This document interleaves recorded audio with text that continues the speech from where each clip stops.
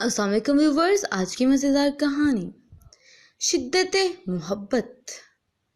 उसकी आंख तकरीबन 3 घंटे के बाद खुली थी। उसने मुंदी मुंदी आंखों से दूर दूर देखा, साइड पे भी हाथ रखा जो जगह मिशाल की थी। लिटिल फेरी, कहाँ हो यार? वो उसे पुकार रहा था, लेकिन वो वहाँ होती तो जवाब देती ना। लेकिन मिशाल वहाँ नहीं थी, बल्कि मिशाल तो कहीं भी नहीं थी। उसने पूरा घर छान मारा था, लेकिन वो कहीं नहीं मिली। दाइम को अब तशवीश ने आ गिरा।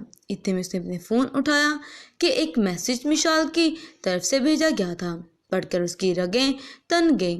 नीली खून में खून उतर आया। लाल अंगारा होती आंखें, लहू टिपकाती आंखों से उसने मीर को कॉल की।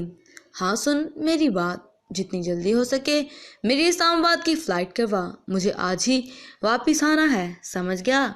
वो इस्लामाबाद में ही है। प्लीज़ तू अभी कुछ पूछ, जितना कहा है उतना ही कर दे भाई। 1 घंटे के बाद मुझे कॉल करके कंफर्म कर देना, कहकर उसने फ़ोन कट कर दिया। उसका बस नहीं चल रहा था कि वो वहाँ पहुँच के अपनी जान की जान अपने हाथों से ही ले डाले। एक नज़र उसने खुद को शीशे में देखा और पूरी कुव्वत से अपना हाथ शीशे पे दे मारा। खून उबल के निकला था। उसकी वाइट शर्ट पूरी खून से भर गई थी, मगर उसे कहाँ परवाह थी। फिर यकायक उसने अपनी शर्ट का गला चाक किया और शीशे का टुकड़ा उठाया और अपने दिल के मकाम पे मिशाल लिखा। लिखते वक्त एक अजीब सी जुनूनियत और दीवानगी उस पे तारी थी। तुम्हें खुदा ने बनाया ही सिर्फ मेरे लिए था मिशाल, और तुमने क्या किया? मेरी इमारत में खियानत की तुमने। उसकी सज़ा तो तुम्हें भुगतनी ही पड़ेगी।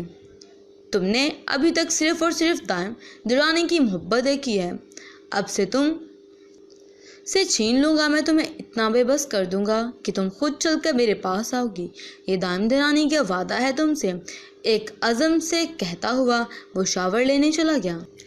Thanks for watching this first episode of शिद्दत मोहब्बत।